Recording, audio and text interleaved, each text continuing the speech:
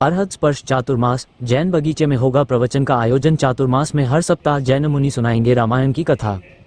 शहर में 5 जुलाई को जैन मुनिगों का आगमन हो रहा है। स्थानीय जैन बगीचे में 9 जुलाई से जैन मुनि चातुर्मास प्रारंभ करेंगे। संतों के आगमन को लेकर समाज द्वारा व्यापक तैयारी की जा रही है। खास बात यह है कि इस बार अरहत स्पर्श 2025 का आयोजन किया जा रहा है, जिसमें जैन संत द्वाक संस्कृति और सभ्यता को बचाने के लिए रामायण की कथा भी सुनाएंगे।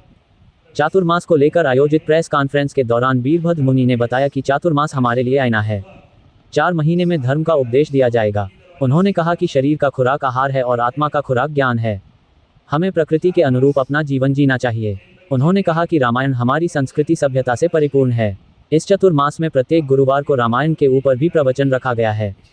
मोबाइल का गैर जरूरी उपयोग त्यागे मुनि वोनर महाराज ने कहा कि सोशल मीडिया का दुरुपयोग लगातार बढ़ता जा रहा है। उन्होंने कहा कि इससे दूर रहने के लिए रात्रि से सुबह बजे तक मोबाइल का गैर जरूरी उपयोग का त्याग करना चाहिए। उन्होंने कहा कि सेना काल निधत की औकात पता चल गई है। धन जरूरी हो सकता है लेकिन उप कुछ न हो सकता है।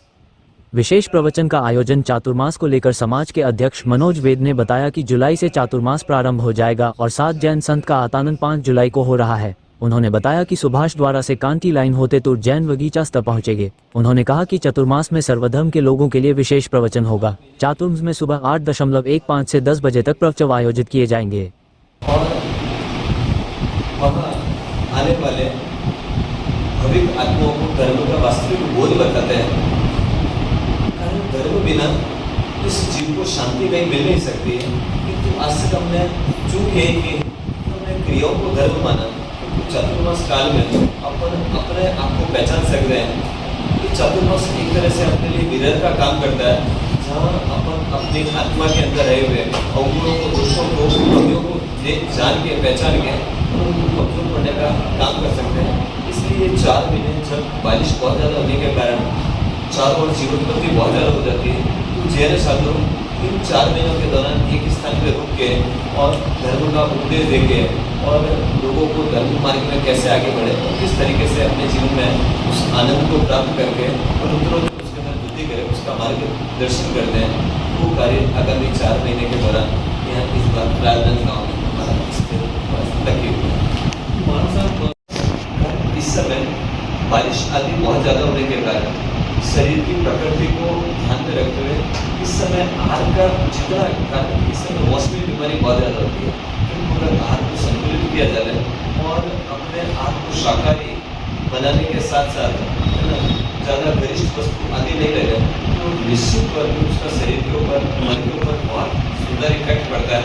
और उसी के साथ साथ आत्मा के बोध के लिए, कारण जैसे शरीर का आहार, शरीर की खुराक आहार है, उसी तरीके से आत्मा की खुराक कहीं ना कहीं ज्ञान है। दोनों को जब ये अपने खुराक होती है तो कहीं ना कहीं आत्म कल्याण बहुत विशेष तरीके से हो पाता है। और इस दौरान भी अपने शरीर को कब तक चला सकता हूँ, इसका बहुत अच्छे से बोध प्राप्त होता है। कहीं ना कहीं श्रावक वर्ग इस चातुर्मास के दौरान जैसे रात्रि भोजन जमीन ये तो छोड़ ही देगा, किंतु उसके साथ साथ वो बाहरी वस्तुओं को छोड़ने के साथ साथ कहीं ना कहीं विस्तृत धर्माराधना में आगे बढ़ेगा और कहीं ना कहीं आत्मा में छिपी हुई अनंत शक्ति को पहचानने का एक हर व्यक्ति को मौका मिलेगा।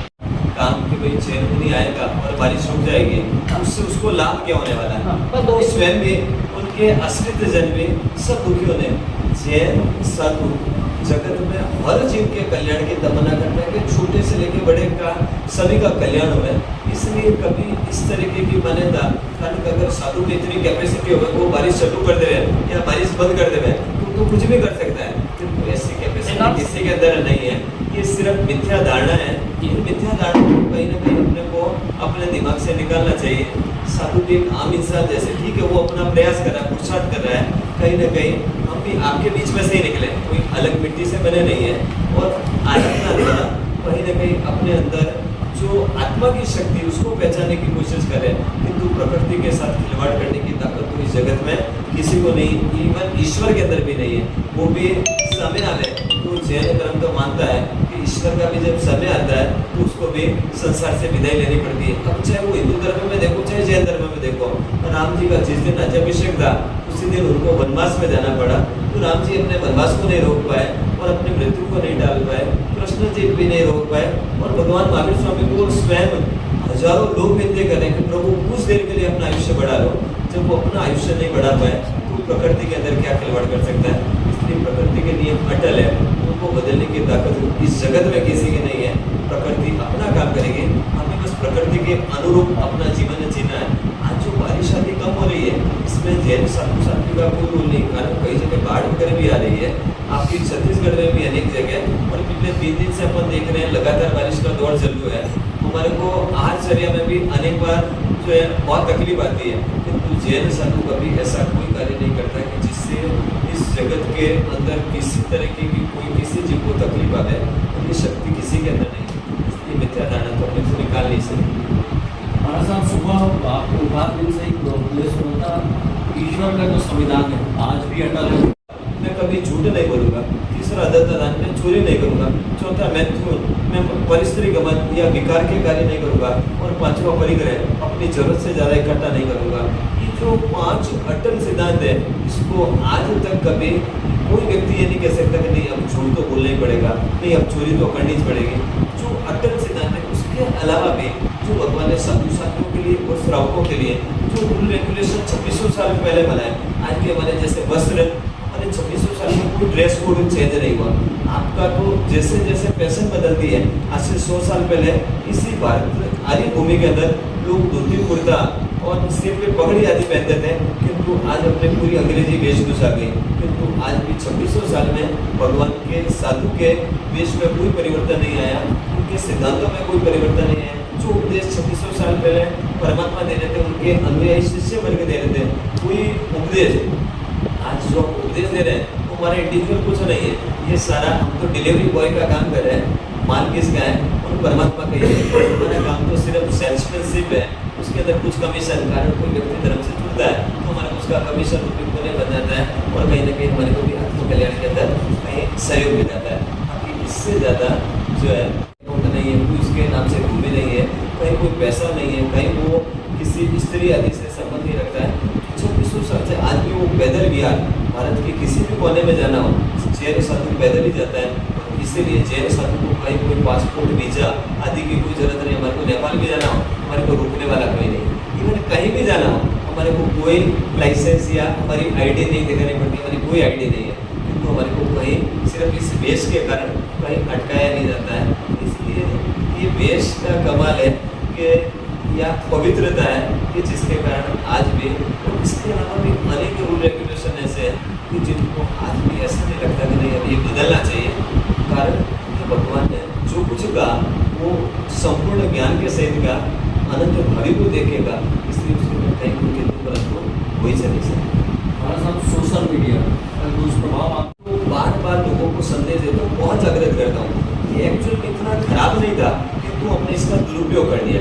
ये चीज़ अच्छी भी थी कि तू हमने इसका सदुपयोग की बजाय दुरुपयोग ज़्यादा किया।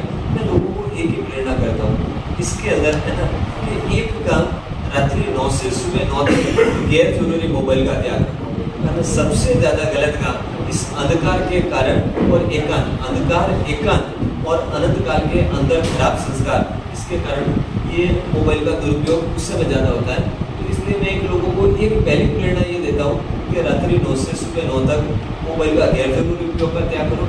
एक दूसरी प्रेरणा ये देता हूँ कि कम से कम, है ना, आधे घंटे का कोई सदवांचन, कोई सत्संग हो जाए, उसके बाद में दिन में भी गैर जरूरी उपयोग करो। नहीं तो लोगों के पास इसके लिए तो टाइम है, किंतु सत्संग के लिए, कहीं कोई अच्छी पुस्तक पढ़ने के लिए कोई टाइम नहीं है। इसलिए 2 मैसेज देके, और कहीं ना कहीं इसके लिए ये शुरुआत हमें अपने स्वयं से करनी पड़ेगी। कारण आज नेक्स्ट जनरेशन जो गलत मार्ग पे जा रही है, वो कहीं ना कहीं अपने परिवार के दादा दादी, माता पिता आदि को देख के जा रही है।